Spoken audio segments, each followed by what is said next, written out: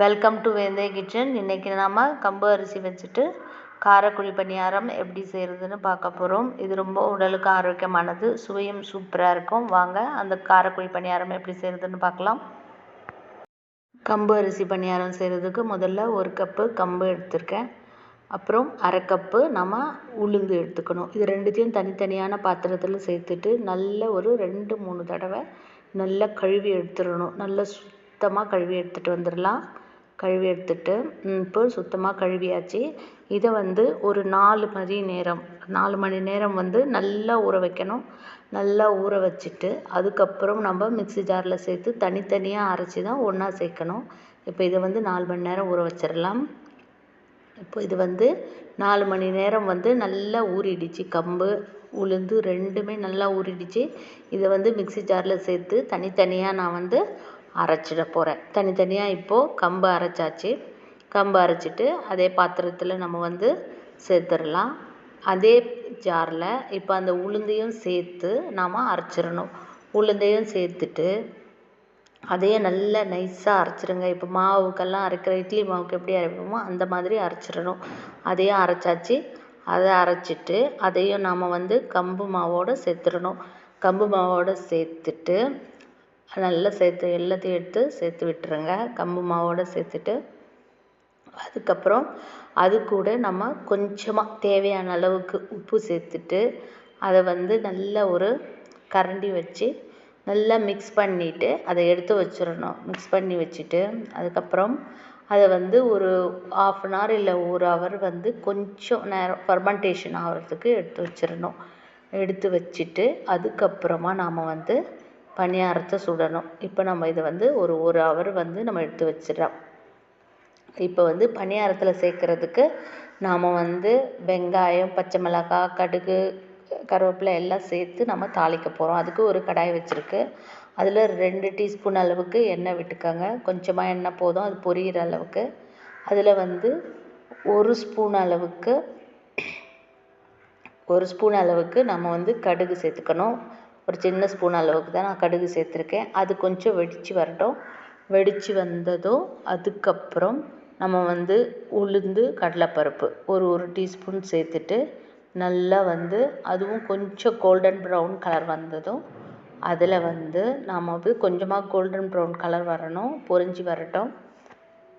பொரிஞ்சு வந்ததும் அதுக்கப்புறம் நாம் பச்சை மிளகாய், கருவேப்பிலை எல்லாம் சேர்க்க போகிறோம். இப்போ பொரிஞ்சிருச்சு.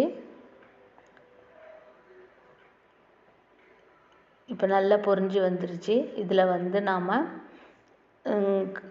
பச்சை மிளகாய், இஞ்சி துண்டாக நறுக்கி வச்சது, கருவேப்பிலை, வெங்காயம். முதல்ல பச்சை மிளகாய், கருவேப்பிலை, இஞ்சி எல்லாம் சேர்த்து வதக்கிட்டு அதுக்கப்புறம் வெங்காயத்தையும் நாம் சேர்த்துடணும். வெங்காயத்தையும் சேர்த்து கொஞ்சமாக வதங்கினா போதும். ரொம்ப ப்ரௌன் கலர்லலாம் அதை வரக்கூடாது. கொஞ்சமாக வதக்கிட்டு அதை இந்த மிக்ஸை நல்லா கொஞ்ச நேரம் ஆற வைக்கணும். இப்போ கொஞ்சம் நல்லா வதங்கிடுச்சு. இது நாம் கொஞ்ச நேரம் ஆற வச்சுட்டு அதோட மாவில் நாம் சேர்க்க போகிறோம். இப்போ இது நல்லா கொஞ்சம் வதங்கி வந்துருச்சு. இப்போ ஸ்டவ்வை ஆஃப் பண்ணிடலாம். இப்போது வெங்காயம், பச்சை மிளகாய் எல்லாம் நல்லா ஆறிடுச்சு. அதை நாம் இந்த கம்பு மாவோடு சேர்த்துற போகிறோம். கம்பு மாவோடு சேர்த்துட்டு நல்லா கரண்டியை வச்சு நல்லா மிக்ஸ் பண்ணிடணும். மிக்ஸ் பண்ணிவிட்டு உப்பு பார்த்துட்டு உப்பு தேவைன்னா நம்ம அதுக்கேற்ற மாதிரி உப்பு சேர்த்துக்கலாம். உப்பு சேர்த்துக்கணும். இது நல்லா மிக்ஸ் பண்ணிவிடுங்க. நல்லா மிக்ஸ் பண்ணிவிட்டு அதுக்கப்புறம் நாம் குழி பணியாரத்தில் மாவை ஊற்றிட்டா சூப்பரான ஆரோக்கியமான கம்பு குழி பணியாரம், கார பணியாரம் ரெடி ஆகிடும். இது குழந்தைங்களுக்கு ரொம்ப பிடிக்கும். இப்போ மாவு நல்லா மிக்ஸ் பண்ணியாச்சு. வாங்க இப்போ சுட்டு எடுத்துடலாம். இப்போ பணியார சட்டி வச்சுட்டு நல்லா சூடாகிடுச்சு. இப்போ சூடானதும் அதில் நான் நல்லெண்ணெய் சேர்த்து செய்ய போகிறேன் இன்றைக்கி. அது உடலுக்கு ரொம்ப ஆரோக்கியமானது. நல்லெண்ணெய் தான் நான் எடுத்திருக்கேன். அதை 1 ஸ்பூன் வச்சுட்டு எல்லா குழியிலையும் நாம் விட்டுடலாம். எல்லா குழியிலையும் எண்ணெய் விட்டுட்டு அந்த எண்ணெய் கொஞ்சம் சூடானதும் அதில் நாம் இப்போது அந்த மாவு கம்பு மாவை நம்ம கொஞ்சம் கொஞ்சமாக ஒரு சின்ன கரண்டி அழகாக எடுத்து வச்சுக்கோங்க. அதில் கொஞ்சம் கொஞ்சமாக நம்ம அதில் விட்டுறணும். விட்டுட்டு அது வேகட்டும். நல்லா வெந்ததும் அதுக்கப்புறம் நாம் இன்னொரு பக்கம் திருப்பி விட்டு வேக வைக்கணும். இப்போ பணியாரம் எல்லாம் ஒரு பக்கம் நல்லா வெந்து வந்துச்சு. இப்போ அடுத்த பக்கம் நாம் திருப்பி விட போகிறோம். ஒரு சின்ன கரண்டி வச்சுட்டு இல்லைன்னா ஒரு சின்ன குச்சி மாதிரி வச்சுட்டா கூட சூப்பராக இதை அழகாக திருப்பி விட்டுடலாம். நான் ஒரு ஸ்பூன் வச்சுட்டு இதை நல்லா திருப்பி விட்டுறேன். எல்லாத்தையும் திருப்பி விட்டுட்டு நம்ம எண்ணெய் கொஞ்சமாக வேணும்னா அது மேலே கொஞ்சம் அப்ளை பண்ணி விடுங்க. எண்ணெய் அப்ளை பண்ணி விட்டுட்டு அது நல்லா வெந்து வந்துடும். அப்போ நம்ம அது 2 பக்கமும் வேகிறதுக்கு டைம் கொடுக்கணும்.